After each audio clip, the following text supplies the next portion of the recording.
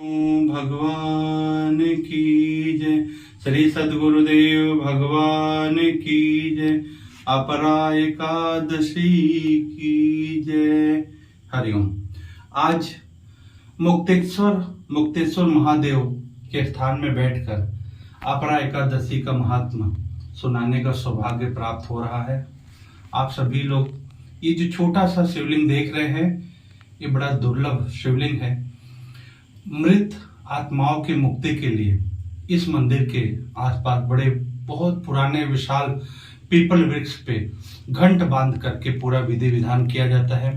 तो आज मैं बनारस में यहाँ पे हूँ, तो मैंने सोचा कि एकादशी महात्मा का पुण्य आप सभी को मुक्तेश्वर महादेव के स्थान से मिले, इसके लिए आज एकादशी का श्रवण आप सभी लोग मुक्तेश्वर महादेव के स्थान से करें।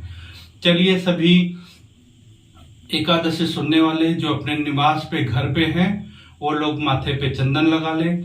जो यात्रा में है, वाहन में है, कहीं सुविधा नहीं है तो पानी हो, जल हो, उसका चंदन माथे पे लगा लें। और अगर जल की भी सुविधा नहीं है तो वैसे ही मानसिक रूप से चंदन को अपने मस्तक पे लगा ले, स्थान ग्रहण कर ले।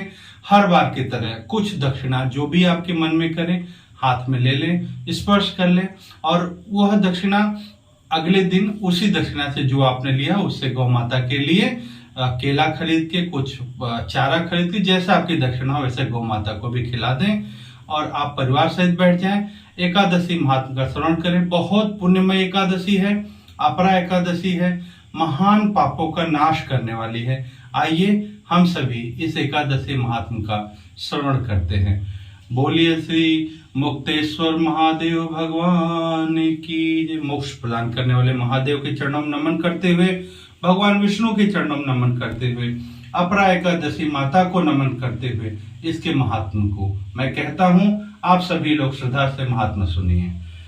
युधिष्ठिर ने पूछा भगवान श्री कृष्ण से, जनार्दन, ज्येष्ठ मास के कृष्ण पक्ष में किस नाम की एकादशी होती है? मैं उसका महात्मा सुनना चाहता हूँ, उसे बताने की कृपा कीजिए। और इस बार एकादशी 2 जून और 3 जून दोनों है। उदया तिथि के अनुसार बनारस में 2 जून को एकादशी मनाई जाएगी, लेकिन जो साधक है, जो द्वादशी युक्त एकादशी रखते हैं, वो 3 जून को व्रत कर रहे हैं।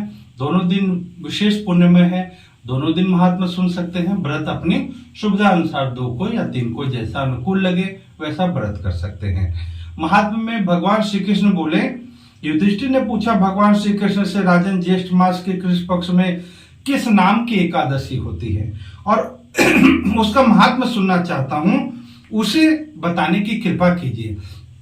भगवान श्री कृष्ण बोले, राजन, आपने संपूर्ण लोक के हित के लिए बहुत उत्तम बात पूछी। राजन, ज्येष्ठ गुजरात महाराज के अनुसार वैशाख मास के कृष्ण पक्ष की एकादशी का नाम अपरा है। यह बहुत पुण्य प्रदान करने वाली, बड़े बड़े पातकों का नाश करने वाली, ब्रह्म हत्या से दबा हुआ, गोत्र की हत्या करने वाला, गर्भस्थ बालक को मारने वाला, पर निंदा तथा पर स्त्री गमन पुरुष भी अपरा एकादशी के सेवन से निश्चय ही पाप रहित हो जाता है। देखिए, बहुत बड़ी बात आई है कि गर्भस्थ शिशु को मारने वाला।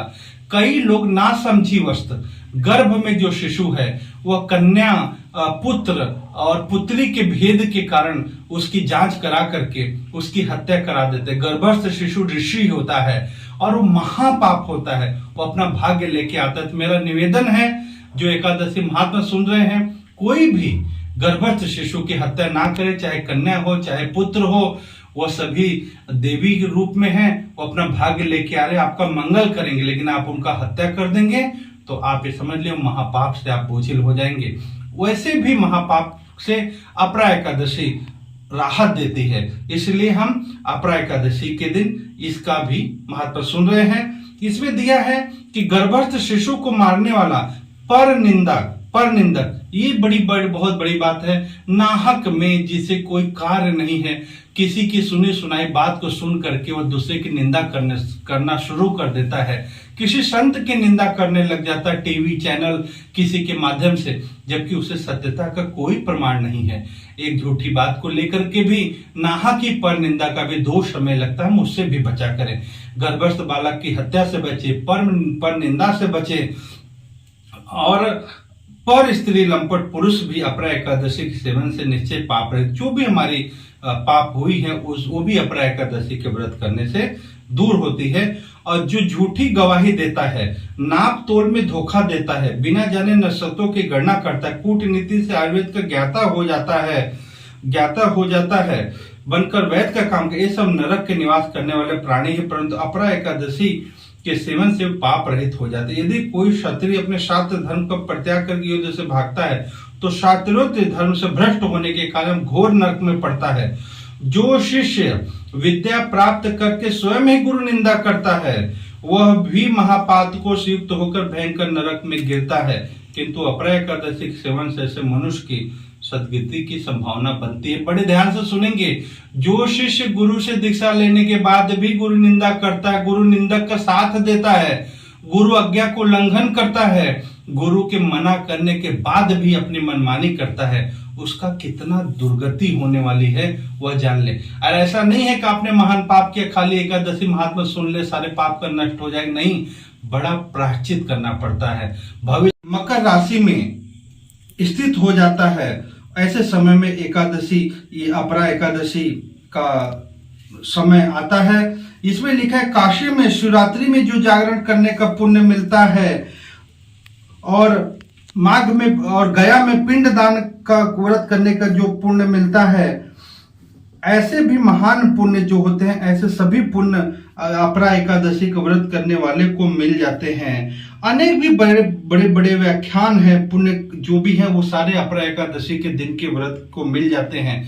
पूरा महात्मा ये है कि अपरा एकादशी को व्रत सुनने मात्र से सहस्त्र गौदान का फल मिल जाता है, बहुत तरह के पुण्य प्राप्त हो जाते हैं। बड़े पाप जो है, पाप के कारण जो शरीर में रोग होते, व्याधि होती हैं, जिनके घर में परिवार में कष्ट है, वो सभी का समापन अपरा एकादशी के व्रत महात्मा सुनने से, व्रत को पालन करने से हो जाता है। मैं हर बार की तरह कहता हूं कि रात्रि जागरण का विशेष महत्व है। रात 12 बजे तक जागरण होता है।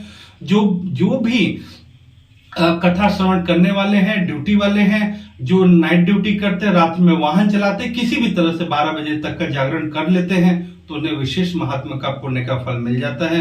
भगवान विष्णु सबका कल्याण करें। और आज ऐसे पवित्र शिवलिंग के स्थान से एकादशी का महात्मा श्रवण करने का आप सभी को अवसर मिल रहा है। और मेरा भी सौभाग्य है कि ऐसे पुण्यमय और इतने प्राचीन मंदिर से यह एकादशी महात्मा सुनाने का मुझे सौभाग्य मिल रहा है। भगवान विष्णु सभी का कल्याण करें। एकादशी सबके लिए शुभ मंगलकारी हो, सबके घर में सुख शांति धन संपदा का आगमन हो, सबके किसी भी कारण से पाप दोष के कारण जो रोग है, बीमारियां हैं, उनका पूर्ण तरह से शांति प्राप्त हो, सुख शांति हो, और हम भविष्य में दोबारा पाप ना करने का संकल्प ले पाए, ऐसी मंगल कामना सभी के लिए। बोलिए श्री विष्णु भगवान की जय, अपरा एकादशी की जय, श्री मुक्तेश्वर महादेव भगवान की जय। यहाँ पे पूरा शिव परिवार है। भगवान श्री गणेश भगवान का आप दर्शन कर लीजिए, बहुत पुराने हैं। और मेरे साथ में मैया जी का भी स्वरूप है।